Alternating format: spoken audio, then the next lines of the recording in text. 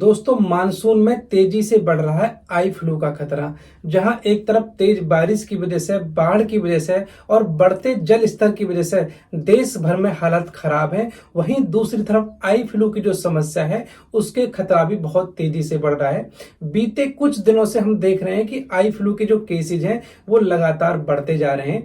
आज की इस वीडियो में हम यही बात करेंगे कि जो संक्रमण है, आई फ्लू का संक्रमण कैसे होता है, इसके क्या क्या लक्षण होते हैं और हम इससे कैसे बचाव कर सकते हैं। तो आज की ये वीडियो बहुत ज्यादा महत्वपूर्ण आप लोगों के लिए होने वाली है, क्योंकि ये करंट टॉपिक है और बहुत ज्यादा लोगों को इस तरह की समस्याएं हो रही हैं। तो इसलिए वीडियो को आपको पूरा देखना है। यदि वीडियो में बताई गई जानकारी आपको अच्छी लगती है तो वीडियो को लाइक, कमेंट और शेयर जरूर करें। और यदि आप मेरे यूट्यूब चैनल पर आज पहली बार आए तो प्लीज चैनल को सब्सक्राइब करके ही जाइएगा, क्योंकि ऐसी इंफॉर्मेटिव और एजुकेशनल वीडियो आपको समय समय पर मिलती रहती है।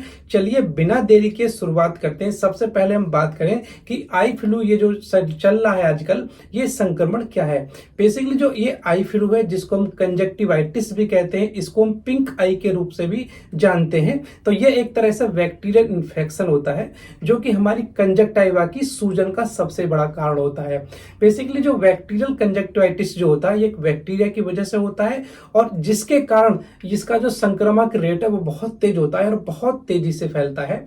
और जो कंजक्टिवा जो होती है, ये एक तरह की एक क्लियर लेयर होती है जो हमारी आंख के अंदर पाई जाती है, और ये हमारी आंख का जो सफेद भाग है और पलकों की जो आंतरिक परत है उसको ये कवर करती है। और मानसून के दौरान कम तापमान, हाई ह्यूमिडिटी, मतलब बहुत ज्यादा नमी के कारण लोग जब बैक्टीरिया के, वायरस के, फंगस के या किसी एलर्जी कणों के संपर्क में आते हैं तो ये एलर्जिक रिएक्शन और आई इन्फेक्शन जैसे कंजक्टिवाइटिस जो बीमारी है उसका बहुत बड़ा कारण बनते हैं। तो इसीलिए हम देखते हैं कि मानसून के मौसम में, बरसात के मौसम में जो वायरस, बैक्टीरियल और अन्य इन्फेक्शन है उनका जो खतरा है वो कई गुना बढ़ जाता है। लगभग और नॉर्मल टाइम के मुकाबले 2 गुना ज्यादा संक्रमण बढ़ने लगता है।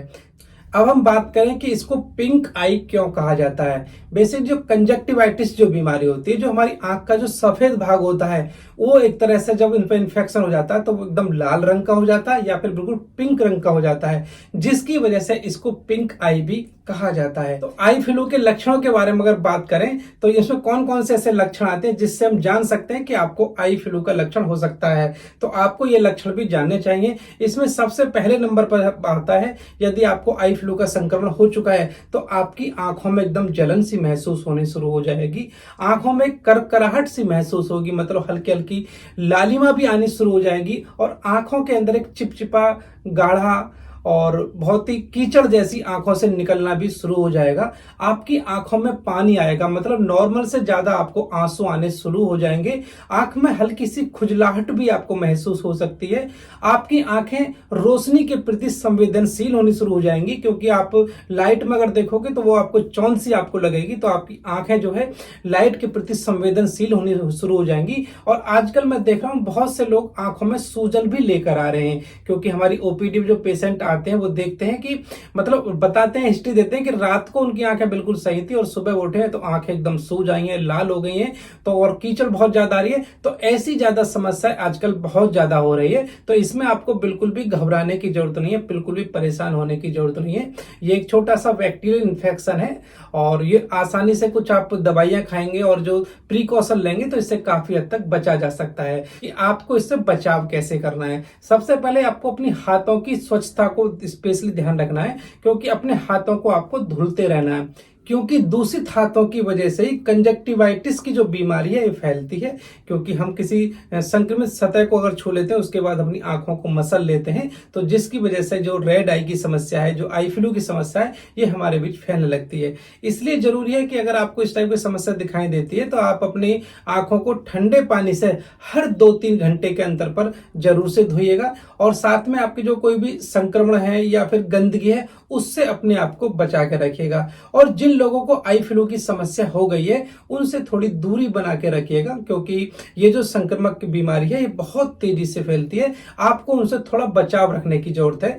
और संक्रमित व्यक्तियों के जो तौलिए हैं इत्यादि, जो तकिया इत्यादि है, उनको आपको थोड़ा शेयर नहीं करना, उसका थोड़ा ध्यान रखना है, क्योंकि उससे इन्फेक्शन और तेजी से फैलता है। और अपने तौलियों को साफ करते रहना है, साफ कपड़े पहनना है और अनावश्यक रूप से किसी भी संक्रमित चीजों को आपको छूने से बचना है। और यदि बाई दी अगर छू भी लेते हैं तो अपनी आंखों को आपको बिल्कुल भी नहीं छूना है और अपनी आंख को मसलना भी नहीं है। इस तरह से यदि आपको संक्रमण हो चुका है तो आपको काला धूप वाला जो चश्मा होता है उसको पहन के रखिएगा। इससे दूसरों को ज्यादा इन्फेक्शन होने की संभावना बहुत कम हो जाती है। और जो डॉक्टर ने आपको दवाई डालने वाले दिए और खाने वाले दिए हैं उन्हें आपको टाइम से खाते रहना है। परेशानी होने पर आपको नेत्र चिकित्सक से जरूर सलाह लेनी चाहिए, क्योंकि ये बहुत ज्यादा इंपॉर्टेंट होता है, क्योंकि हमारी आंखें जो होती हैं बहुत ज्यादा सेंसिटिव होती हैं। तो फिलहाल ये छोटी सी वीडियो थी जिसमें मैं आपको जानकारी दे रहा था, यदि आपको आई फ्लू की समस्या हो गई है तो उसका संक्रमण कैसे होता है, इसे पिंक आई क्यों कहते हैं और इससे हम कैसे बचाव कर सकते हैं। तो फिलहाल इस वीडियो में सिर्फ इतना ही। मिलते हैं नेक्स्ट वीडियो में नई जानकारी के साथ। तब तक के लिए आप सभी को मेरा नमस्कार। जय हिंद, वंदे मातरम।